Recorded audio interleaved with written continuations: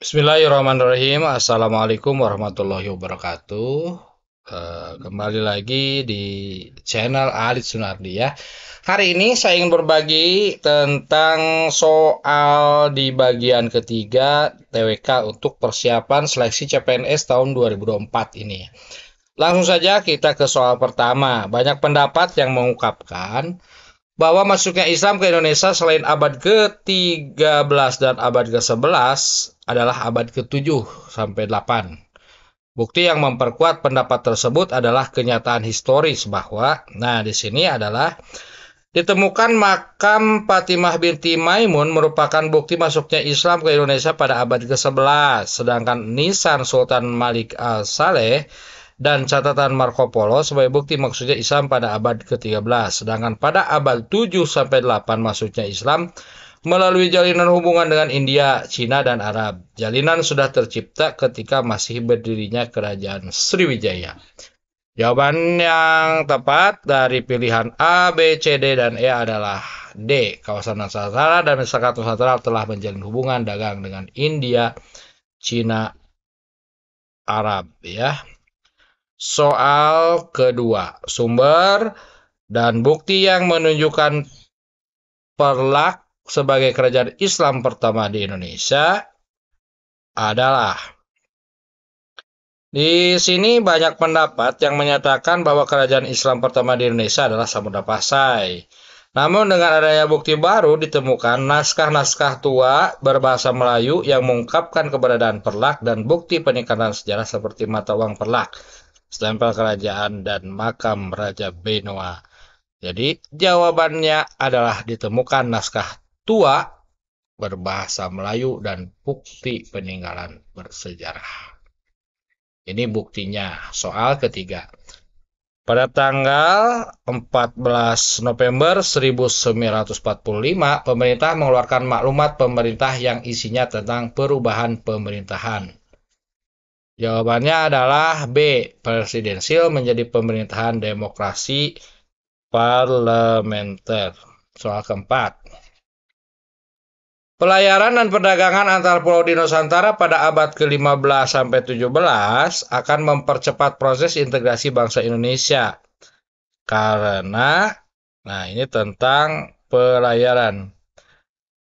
Jaringan perdagangan dan pelayaran antar pulau di Nusantara terbentuk karena antar pulau saling membutuhkan barang ya.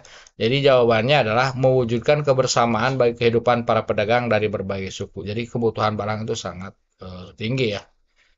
Soal kelima, faktor utama pendorong lahirnya pergerakan nasional. Di sini ada beberapa faktor ya. Ada faktor kondisi politik ekonomi dan sosial budaya yang diskriminatif pada masa Belanda. Jadi jawabannya adalah C. Selanjutnya, soal ke-6. Soal ke-6. Seorang tokoh yang menggulirkan program Perestroika untuk meningkatkan perekonomian Uni Soviet ya. Adalah di sini ada tokoh namanya Mikhail Gorbachev ya, atau C ya. Soal ke-7. Setelah Perang Dunia berakhir, perasaan anti-kolonialisme dan imperialisme semakin kuat di kalangan rakyat Indonesia. Hal ini menyebabkan terjadinya perubahan taktik pergerakan nasional ya. Yaitu jadi pergerakan nasional itu diawali dengan lahirnya Budi Utomo, Serikat Islam, masa radikal dengan ciri tidak bersedia bekerja sama dengan pemerintah Belanda seperti PNI, masa modern dengan bersikap agak lunak dan mau bekerja sama dengan pemerintah Belanda. Jadi jawabannya adalah D ya. Lanjut soal ke-8. Latar belakangnya diterapkan tanah paksa di Indonesia oleh Van der Bos terutama adalah untuk mengisi kas negara yang kosong. Soal ke-9, masa penjajahan Jepang merupakan puncak dari penderitaan rakyat. Namun secara nasionalisme menimbulkan ikatan persaudaraan yang cukup kuat ya. Di antaranya dari pilihan ini adalah penggunaan bahasa Indonesia sebagai bahasa resmi. Nomor 10.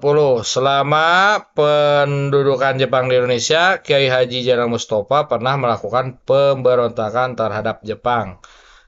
Nah, ini Kiai Jenderal Mustafa itu di Tasikmalaya ya, karena beliau tidak bersedia melakukan seikirei, yaitu memberi penghormatan kepada Kaisar Jepang dengan membukukan ke arah Tokyo.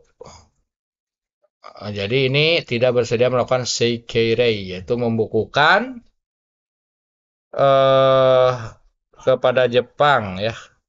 Selanjutnya soal nomor 11.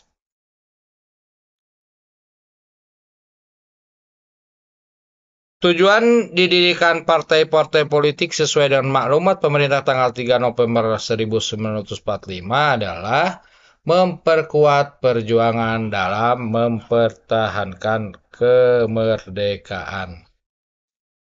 Ini tujuan didirikannya partai politik ya.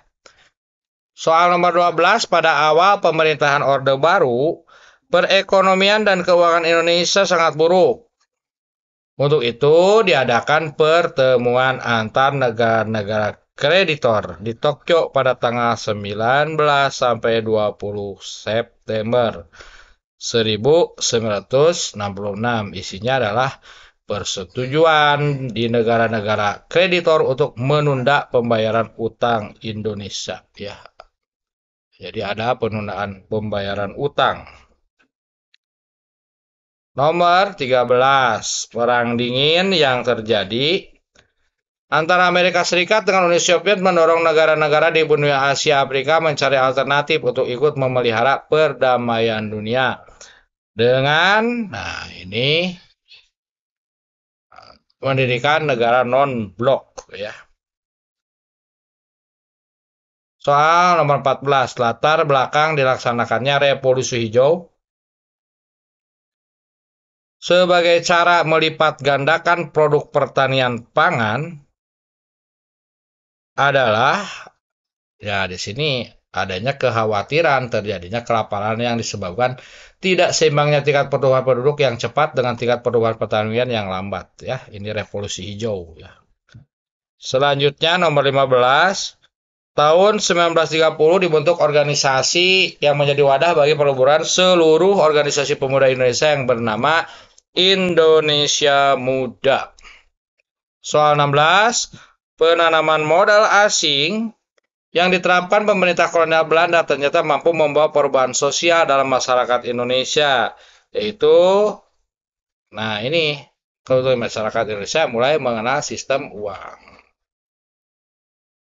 Soal 17, kekalahan Jepang dalam Perang Dunia Kedua mampu menumbuhkan semangat kaum muda untuk mendesak golongan tua agar secepatnya memproklamirkan kemerdekaan. Peristiwa ini dikenal dengan nama peristiwa Rengas Dengklok ya. Karena pada waktu itu Bung Karno diculik ya oleh para pemuda. Nomor 18, peluncuran satelit Palapa C1 pada bulan Februari 1996 mempunyai fungsi, satelit itu membantu ya untuk komunikasi ya, komunikasi menjangkau seluruh Indonesia.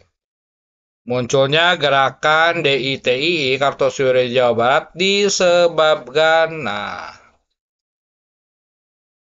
ini nih keinginan Kartosuwiryo mendirikan bangsa Indonesia berdasarkan